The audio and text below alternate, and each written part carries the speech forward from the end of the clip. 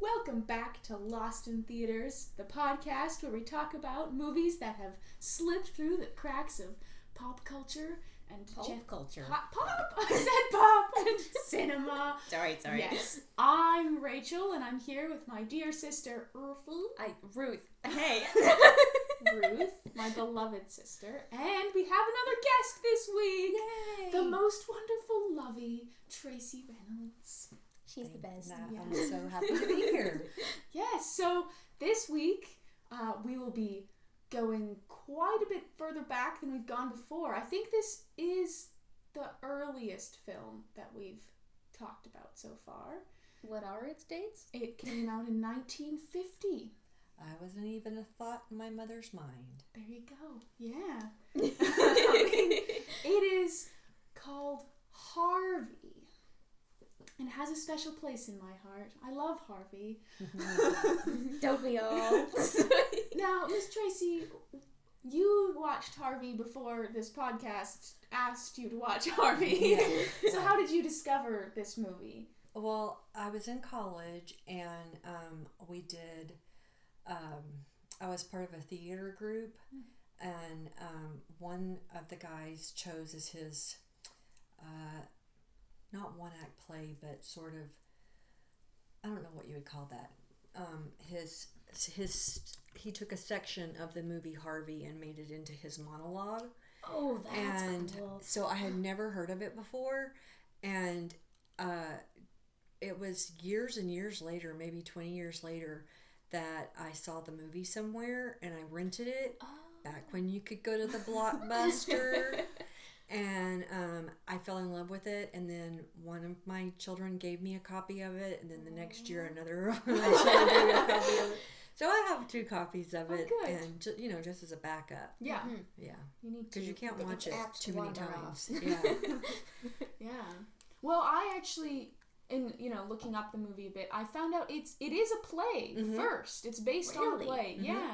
A Pulitzer Prize winning. Yeah. Really? And what's so interesting is the movie, at times, it lends itself to the magic of a play. Yeah. Yeah, which I appreciate. That makes a lot of sense. Doesn't it? Yeah, when you're like, yes. I wonder, I didn't unfortunately find a copy of the play, but I wonder how much it was adapted or whether it's, have you seen the play before? No, I haven't seen the play. Did you watch the special introduction part that Jimmy Stewart does? No, I didn't see in that. one of my copies, he has a special introduction where he tells about that he was in the play before it became a movie, and that children, and that children would walk up to him and ask him if Harvey was with him. Aww. That's how realistic, and their matinees would be completely filled with nothing but children. Wow. And they would be constantly like, is Harvey here? Is Harvey here?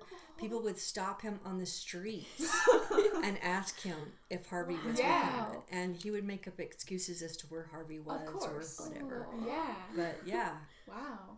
And in your mind, at least for me, I eventually see Harvey too. It's and as you mentioned, Jimmy Stewart is in this movie. We haven't said who Harvey is yet. Well, we'll mention Harvey shortly.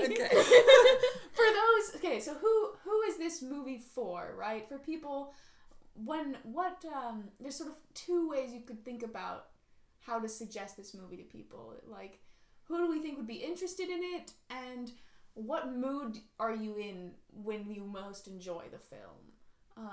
I think of it as kind of a comfort film. It I is. was going to say that too. When you want, it's like something warm and fuzzy. It's just, and it's not like sappy though. No, not at all. Not at all. Yeah. It's very soothing. Mm-hmm. And it's also very humorous, and I like some of the language in it because it's higher level thinking than what today's movies are. Like, the word didactic is used to describe a girl, and the mother says, men hate that in women. And I had to whip out my dictionary and go, what does the word didactic mean? Yeah. No, it definitely. And I think it definitely deserves a place on your comedy shelf generally, but it doesn't. Yeah, it doesn't compare to the comedies that are coming out these days. Right. Yeah, so it definitely is more of a warmer feeling. Are there things people wouldn't like so much about it? It's not an action film. Yeah. Really. Well, there action takes place. It's true. Yeah. Yeah. Spoiler, there is a bathtub scene. Yes. Exactly. Yeah. No, it's not a, necessarily a hype film. Yeah. Yeah. And if you're, going to play a basketball game in the next 2 hours, I probably wouldn't watch this movie. No.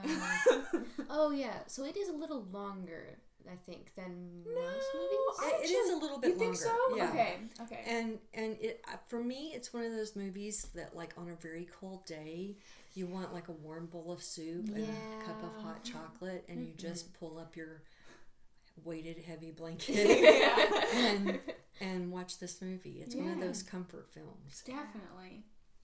Okay, now for those who are not interested in hearing one more thing. Yes. It's in black and white. Oh yeah, that is crucial. It is the 50s. Yeah. This is weird though, because all of my memories of it are in color. Yeah. And I imagine it's in color. Yeah. There is. Yeah. No, I would agree. It feels colorful, even though it doesn't. Yeah, it technically doesn't have any. All right, so on to the what I like to call medium spoilers section. Like a steak. Like a steak. It's a medium sort. So what? Yeah. Well, Miss Tracey, would you like to introduce the film?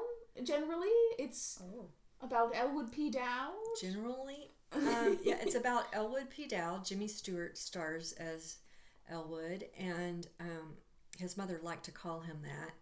And he is in his mid-40s and has an older sister and a niece, and it's about him and his best friend.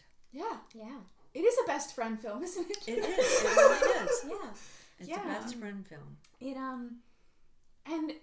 and people should be from a certain point of view, people might think it's about a midlife crisis.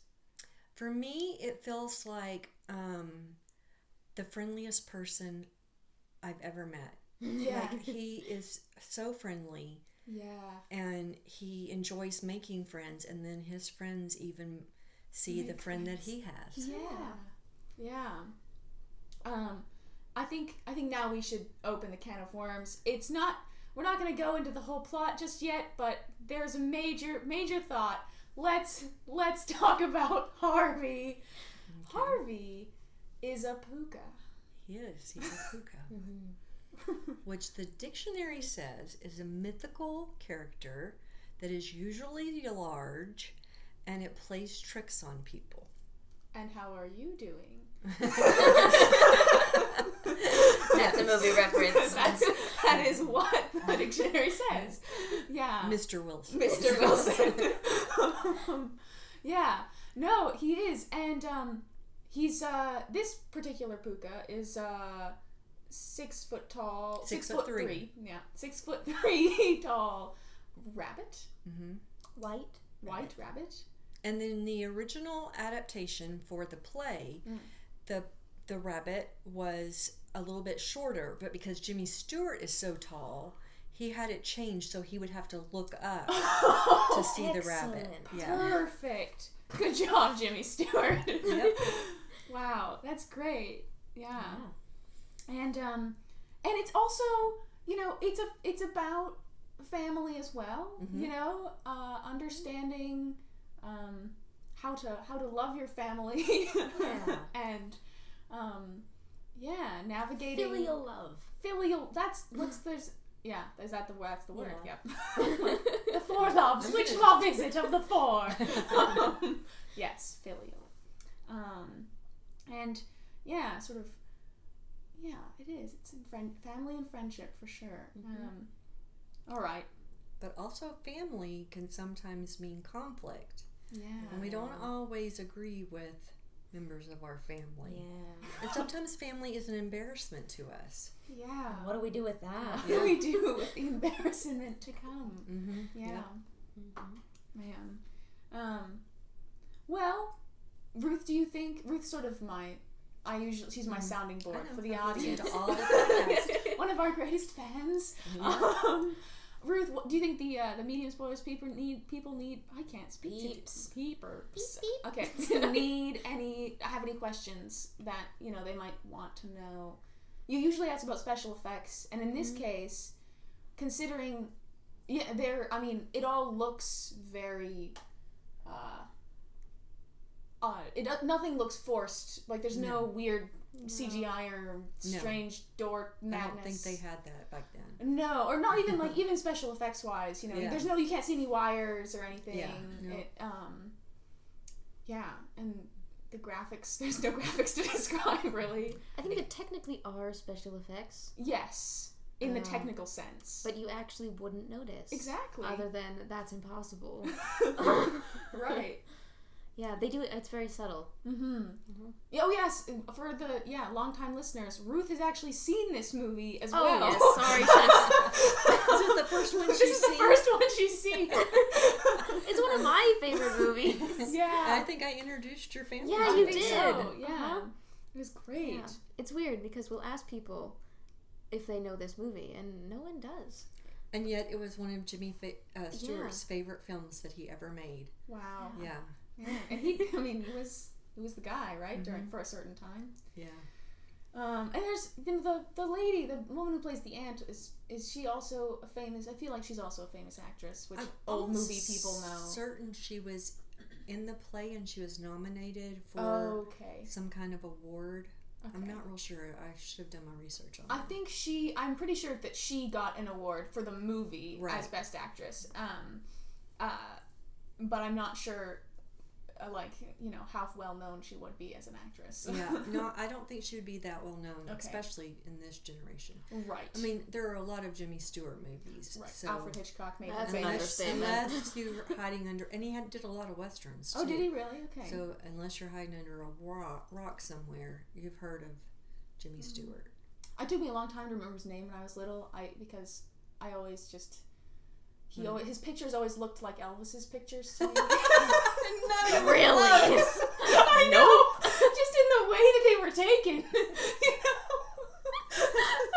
I was like, that's not Elvis. It's someone else. And unlike Elvis and Mary, Blessed Saint Mary, he never had his picture done on velvet. Yeah. Ah, okay. Never. All right. Let's go. Let's dive right in, folks. We're entering high spoilers. Stop now if you're not interested. Okay. Opening scene. We could persuade you. Don't leave. Oh yeah, stick around if you want to hear more. Okay. Opening scene. The gate. It's so subtle at first. He opens the gate and he keeps it open just a little bit longer and you would miss it if you didn't look for it as And who is he? Well, we don't see him yet, but Harvey has also now gone through the gate before Elwood, and now they're both now Elwood standing on the sidewalk, and the mailman comes up and he and Elwood start talking, and Elwood says, "Can I give you my card?" I can't do his voice quite right, but it's just this very calming. Don't call this number. That's the old number. Call this number. Call this number. That's right. And he goes off into town. Hold on. Oh. He has to sign for a registered letter. And then he rips it up after he gets it. And it's What just was that about? You never know what that registered letter was about. Yeah, that's true. It's like, But then, cut to inside the house, and the ladies are looking out the window fervently. Yeah. And they're very excited because he's gone. He's gone! Ellen May! Yeah. And they go and they're both wearing house coats. And so then they just take off the house coats and they have these lovely dresses on underneath and they go start preparing for a party. And it turns out it's going to be Ellen May's party. Is it Ellen May? No, Myrtle May. Myrtle May. It's better than Ellen May. Yeah, Myrtle May's May's party. Her sort of there's a technical word for this. Sort of like a coming out party for back in the day, not like the current coming out, right? But like introduction into society. I'm here and happy to mingle, folks. Yes, she's hoping to meet an eligible bachelor. It's very exciting. But the problem is, as we find out as they run around trying to prepare everything, Elwood is sort of a social problem in their sphere. They have to make sure actually that he doesn't come home during the party. Right. So she goes and she calls the judge. And this is a small town. This is a small town, but she calls the judge and she says, Judge, make sure that Elwood doesn't come home. And he says, okay, I'll put a man on it. And this part was just so funny to me as he sends this guy out the hall. The man proceeds to slip on some floor cleaning wax or something, slides down the hall, and gets knocked out against a door. Which is to a doctor's office. And the nurse comes out and she's like, hello, and then she looks down and she goes, the doctor will see you in a moment. I wish we could get in that fast to a doctor nowadays. Or had personal contact with the judge at any time, Right. Just pick up the phone. Yeah, and just there you go. But, so what this reveals to the audience is the man who's supposed to keep Elwood from going home, it's not gonna be there. And then we go and see what Elwood's doing in town. And Elwood has gone to a bar. And he's talking to the man at the bar, and he asks Harvey if he'd like anything to drink. Now, what's strange about this? Well, it doesn't look like he's talking to anybody when he's talking to Harvey. He goes, and actually I really liked this scene where he goes, there's the new guys in the bar, and he goes and talks to him, and this guy, he just got out of prison. He's not actually a new guy, so he would come to the bar periodically, and the bartender said, hey, Mr. whatever his name is, just got, is back. Yeah. And they act like being in prison was no big deal. Exactly. I was just working on license plates for the government. Yep, and he's like, it's unclear whether he knows that he actually went to prison. Yeah. Right. That's what's interesting. And especially because of the way that Elwood treats him as, let's have a party, tomorrow night, come by. Yeah. Oh, I can't make it tomorrow. And I just want to share this one point. Before he even sits down, he puts up 2 hats. Yes. And I don't recall seeing where the other hat comes from. No, me neither. But it's very significant in many parts of the movie that there's 2 hats. And he carries a coat often with him as well. Yes. He's wearing a coat and he's carrying a coat. You may draw your conclusions. Yeah. And then we cut back to the party. The denouement. Oh, actually, it's at this point where the man who he's talking, that Elwood's talking to, he says, I've heard about your sister in the newspapers. The society section. Yes. Yeah, there's a party, and Elwood says, oh, there is. I didn't know. It must have... Vita must have forgotten. It must have slipped her mind to let me know. Exactly. And because he knows his sister would never do anything to cause him any trouble. Yeah. And so, cut back to the reception. They're having a party, and someone's singing in the parlor. It's so alarming. And her face is so good. And she's like, oh. Yes, his sister is alarmed. Because this woman's chest is bouncing up and down. You see 2 little rabbits hopping. Oh my goodness. It's so funny because she the one of the ladies, the very, important ladies comes, and this woman is very funny, oh, I thought you were dead. She says. She thinks everybody's been dead. She went to school with Elwood, and she, she's excited to see, Elwood when he gets home, and then they're like, oh, you don't want to meet Elwood. It's all good. And then Elwood comes home. And poor Aunt Ethel, right? Or is it I don't know. I don't remember. Vida? Vida is his sister's name. Right, yeah. So Vida, she, oh my goodness. Vida's very flustered when he comes home, and he talks to the lady who wanted to see him, and he says, "No, I'd like to introduce you to my good friend, Harvey."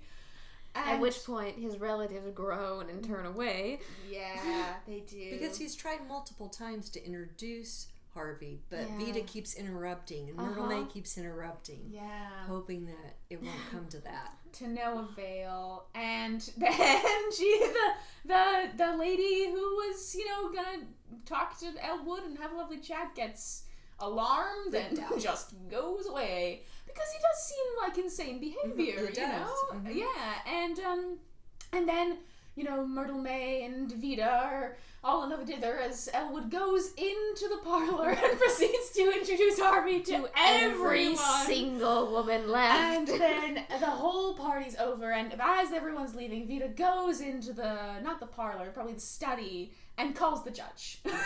And says, where were you? And then she takes Elwood into the study as well and says, I need you to sit here. And that's actually when Elwood starts reading, and this is just a funny random note. He starts reading Sense and Sensibility out loud to Harvey. No kidding. Yeah, no, he does. Wow. And I was like, that's a lovely detail. Yeah. Yeah. And so Vida calls the judge and says, we need to take the steps we discussed, Judge. I just can't. It's too much. Everything's happened. Poor Myrtle May is never going to have a happy life. And the judge says, all right. And then she takes him to an asylum. Okay, before that happens, yes. there is a part where Myrtle May, his niece, says, Mother, why do we have to put up with this? And Vida says, well, Myrtle May, it's because we live in his house. He doesn't live in our house. And she goes, why did grandmother leave the house to him? And Vida says, because she died in his arms. And Myrtle May goes, that doesn't make any sense. Oh. And that's when the mother says, don't be didactic, Myrtle May. it's unbecoming in a girl, and men hate it. Yeah. Yes. Oh my goodness. Like, how would she write a will if he was dying? She was dying in his arms. Yeah. Oh my goodness. So the aunt takes Elwood P. Dowd into the asylum, but she goes in first. Mm-hmm. And she goes up and she talks to Dr. Sanderson. Mm-hmm. He's free for an interview. And then she just goes on this... Oh, she has a small breakdown in his office. He was such a normal baby, and but he seemed different when they came back after Mother died, and now he goes home to taverns and brings home the riffraff, and and she just and then she the big thing is she says but why didn't Mother write us about Harvey? Yeah. And he's like, and who's Harvey? Oh, he's a 6'3" rabbit who Elwood brings around, and I he'll buy tickets for both of them to the theater and everything, and the doctor proceeds to say, oh, calm down, you stay there, everything will be fine. And as he leaves and he talks to the other doctors, you find out that he very much thinks that this woman is insane. Yeah. That she's tried to jump the gun and get ahead. Like, the brother's going to have her committed. Exactly. So she tries to have him committed first. It's rather distressing. Because it makes sense. It's just, you could see this happening. Yeah. Oh. It's very dramatic. And, so then Elwood shows I feel up. like we should mention that the asylum isn't really a friendly place. Oh, well, we'll get to that. Well, in the meantime, Elwood is talking to the gatekeeper who invented the electronic gate. Yes. And I love that because he introduces himself to every person that he meets and introduces Harvey. Yes. Yep. He then goes up, and the nurse who was listening to the sister thinks that Elwood is supposed to be the one committed. So he, she talks to him and then tries, says, okay, we're going to take you this way. And he's just so nice. And he's like, thank you, but I think I'm supposed to wait here. And, but, oh, no, come up this way. And he's like, well, if you insist, that'll be good. And he, there's two nurses and they're, both very trying to get everything. And he's just so... Your listeners can't see those gestures. Yes. Hand waving, etc. And one of them wants to draw him a bath. Yes. Yeah. And it is that is a great... He has some lovely dialogue there. He says, are you sure? Or what does he say? She says, your sister wants you to take a bath. And it's like, I think it's going to be like hydroshock or something to do with hydrotherapy. Therapy, yeah. And he's like, well, if Vita wants me to do it, I guess I will. Yeah. And then later when they think that Vita was the one that's insane and they go to rescue him and get him down, he's like, I don't know what I should do. Should I stay here and take a bath with this lady? Or Right. She was just coming to give me a bath, and I don't want to disappoint her. Yeah. I will say it's all shockingly innocent. It's rather really refreshing. It is. And it's so he...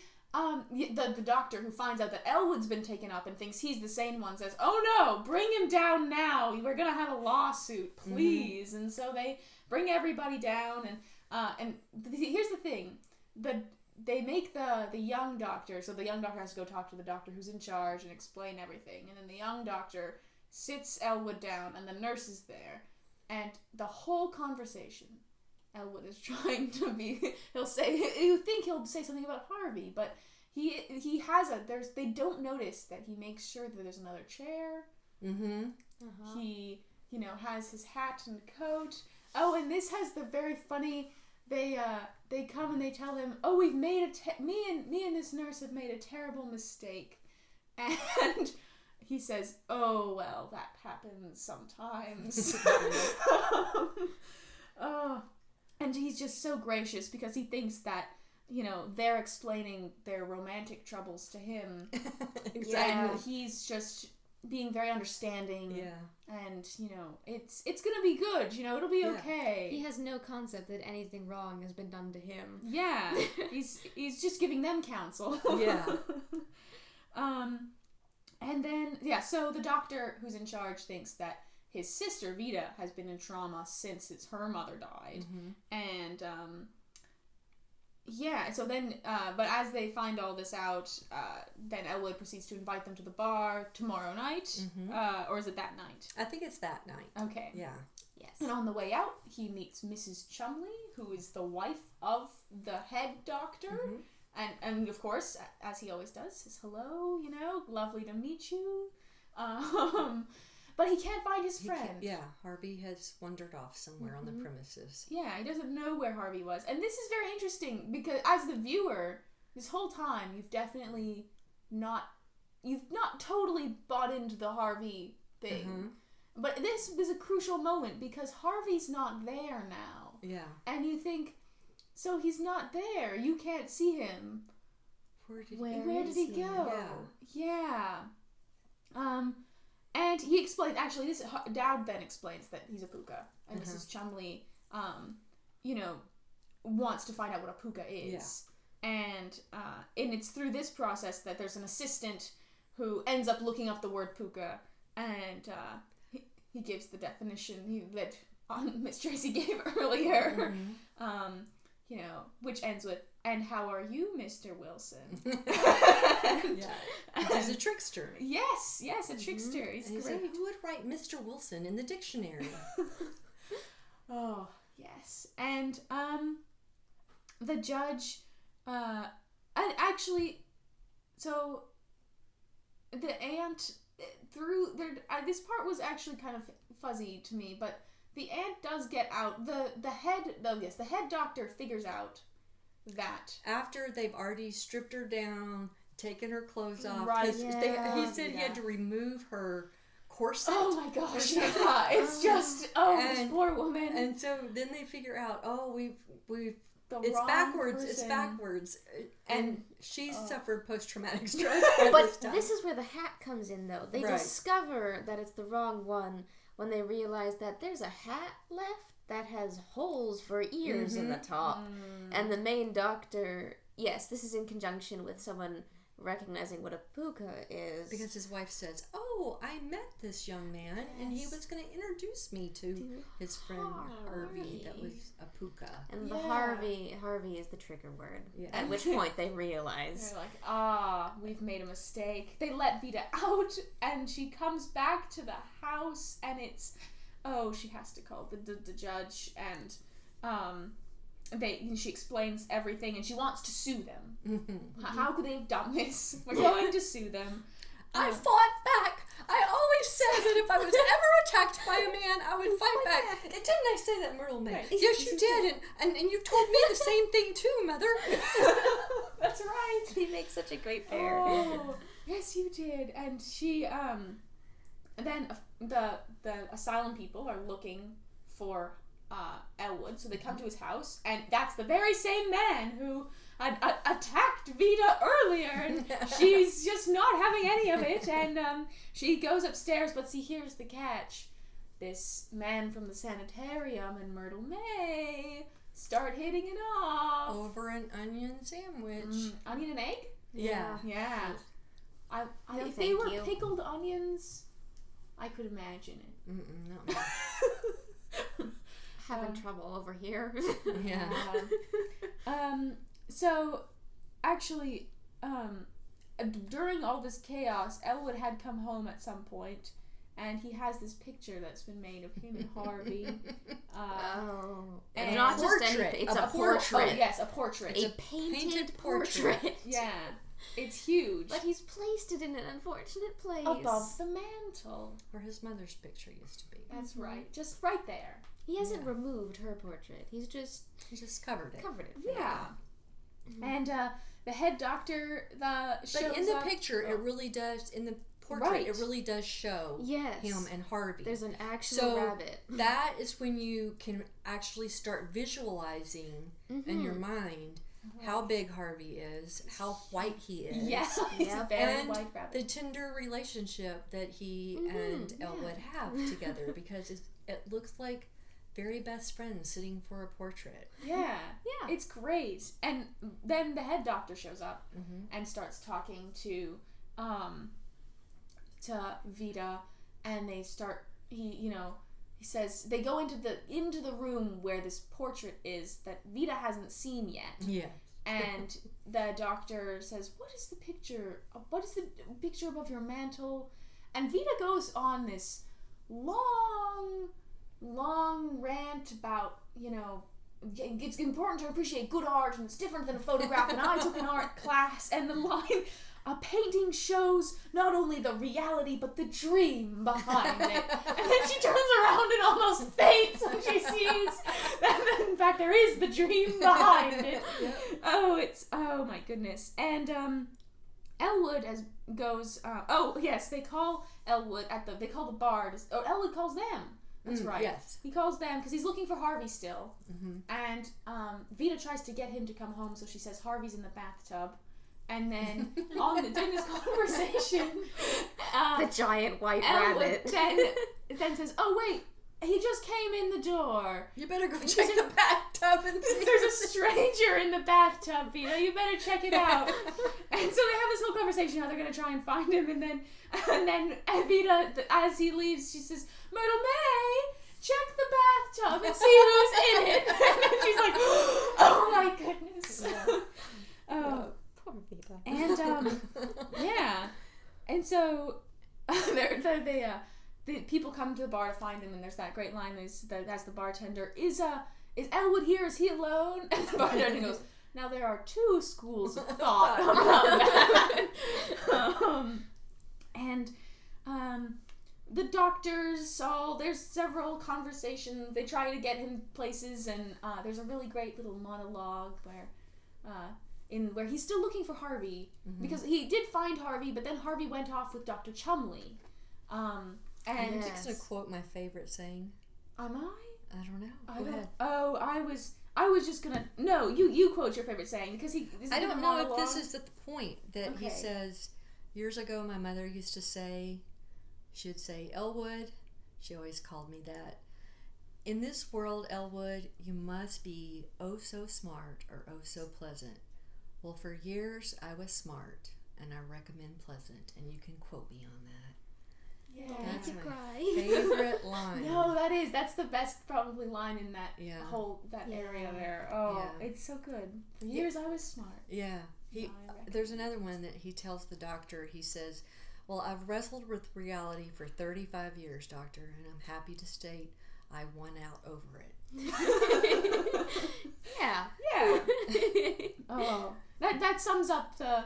Yeah, it's Yeah. so good. And he's just so quiet and kind to everyone. Mm-hmm. And they, they all end up back at the asylum, and Well, first he tries to get the doctor and the nurse Oh. back together again. oh my Yes. gosh, They do show up looking for him at the bar. Oh, it's such a good, and it's so funny because he starts complimenting just how wonderful the nurse is. Yes. And should she talk about her? I would buy you flowers every day. Is that the sort of line? And Yeah. you have such a nice voice. Yeah. And the male doctor who has been ignoring her this whole time. And he's a young, good-looking, arrogant one. Yes. It's suddenly, realizes how he's... Yeah, there is something nice about this lady. There's kind of a hint that they might have had a prior relationship Yes. and breakup. Yeah. And then it's at that point that he realizes how, when he hears someone else describing her, which is a really good thought in life, that you can take someone for granted, or, that you can live with someone or work with someone and not see all of their good qualities, and it takes someone else to point out, wow, this is what I like about Rachel. Mm-hmm. And then you see it too. Yeah. It's good. It's a good scene. Of course, they find Dowd in the absence of Harvey. Right, Harvey's still not here. Because this time, because he was there, but then Dr. Chumley found them. And Dr. Chumley and Harvey have gone off together. And this is of great concern. And we meet up again with Dr. Chumley as he runs to the asylum looking crazy and goes in through the front door. Or does he go in through the... Yeah, he goes in through the front door, and he goes to his office, and right behind him, though, this is coincidental, Elwood and the whole crew who are returning Elwood to the asylum all show up, and but something's up with Dr. Chumley, and he thinks that something's following him, and proceeds to then climb out the window. The alarmed window. Because it's an asylum, and the whole place goes up, and that's what they roll up to, is the asylum going off, and they're like, oh my goodness, what's going on? And Dr. Chumley's like, I gotta go. And it's not very clear about it all, and there's a scene where then they go in, and Dr. Chumley says he wants to talk to Elwood, and then Elwood, you'd think that he's going to talk to Elwood about but you find out that Dr. Chumley has also met Harvey, and wants to talk about what's Harvey doing, and it really ends up being Elwood that therapizes therapizes Dr. Chumley, and he asks very helpful questions like, why do you want the things you want, Dr. Chumley? And there's the classic, the therapist is laying down on the therapy couch. Yep. right. Yep. It's just a scene where he tells Elwood what he would do if he could get away for a little while and leave life behind. Lie under the tree with the beautiful with lady, the beautiful lady stroking his head. That's Poor all she would sweet- do. and a She would six-pack of tell beer? her- yes, the beer. And she would tell him, poor sweet baby. Poor He was sweet, Yeah. poor you, or something like that. Elwood says, wouldn't that get a little old? Conflict in a discussion is a good thing. Yeah.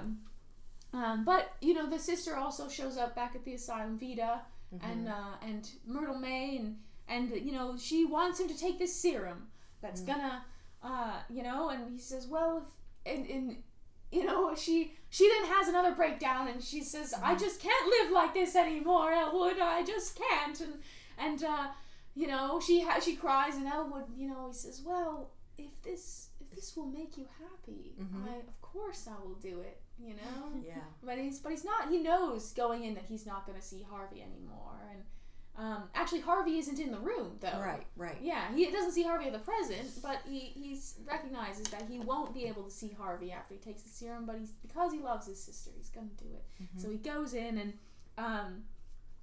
then the taxi man comes in, because we live in a town where taxis aren't a thing. We rarely have Ubers here. That's just now been a big thing. Yeah, but it's the 50s, so taxis were definitely more of a thing. And the taxi guy comes in and he's like, I need to be paid, please. And they're like, oh, let me get my coin purse. And poor Vita can't find a coin purse. And the judge, who's there as well, can't find his. Right. And so she has to go in and ask Elwood, and Elwood's like, well, of course, here you go. And she goes out, and the taxi man says he wanted to be. She was like, "Why did you want to be?" They come to a discussion about why he wants to be paid now, and he says, "Well, when they come to this place, we'll talk about the sunset and the birds, and we'll have a lovely time." And then he's like, and sometimes we'll talk about the sunset when it's raining,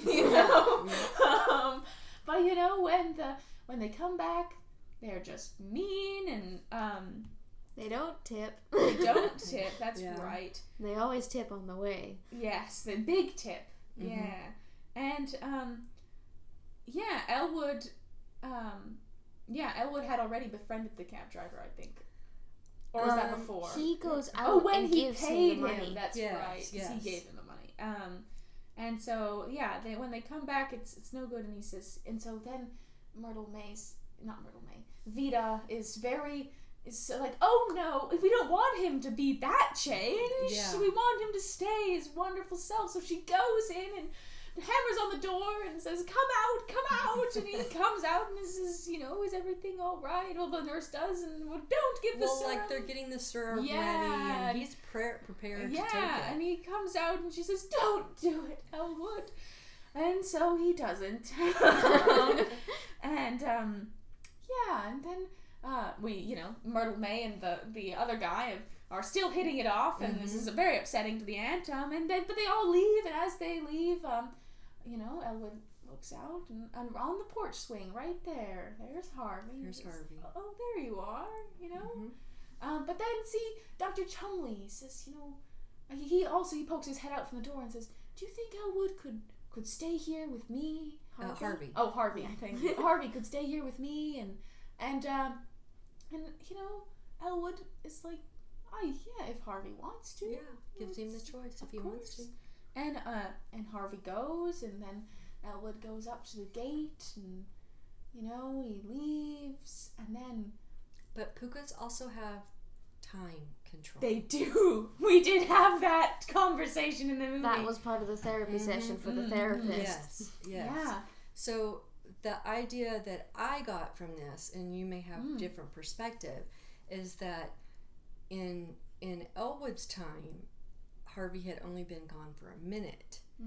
But in the doctor's time, he could have had that tree with a 6-pack of beer and gone on in his time for however long. Because he's a puka. And, but because Harvey does show up, and they walk off into the sunset, and well, thank you, Harvey. I prefer you too. Yeah, it's a lovely movie. It's very heartwarming. Yeah.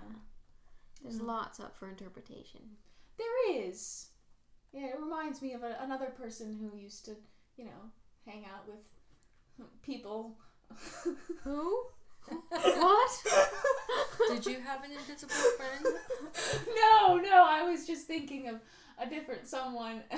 This is still incredibly vague. No, where there's the people who think they're in society and that they're the proper ones, and they hang out together, but then being happy to hang out with the people who are at bars as well, and the lowlier folks, let's say. They're You're slumming just it. digging quite a hole for yourself here. Yeah. I don't know. It's not slumming it to be, but there's like two mindsets, right? Right. You can love all the people wherever you are, or Exactly. Yeah, and it's a lovely thing. Anyways, Who in the world are you talking about? I think it's Jesus. I'm like, is that it? Yes. That was really unclear. I know. Because at first I was like, did she have an invisible friend? Yeah. Wait, I mean, what I are- did. What are we alluding I did to? have an invisible Do you friend. need someone to say Jesus? Is he your invisible friend? Oh my goodness. But I did have an invisible friend. His name was Micah Ghost. He came from Mars, actually. He lived on Micah Island, which was in How long was this for? Quite some time. I'd probably say I talked about him until I was 8. Yeah. That's what I would say. Well, I had an invisible friend named Charlie. And I would have my mother set a place at the table for Charlie. Really? Yes. Wow. And so to understand this, you have to understand that my grandmother was named Charlene, her brother was named Charles, her son was named Charles. Everybody in the family had some kind of Charles, Yep. but I didn't know this Yeah. as a kid. And then when I was about 13, I was being introduced to a group of people, and that had never met me before. And they said, "What's your name?" And I said, "Charlie."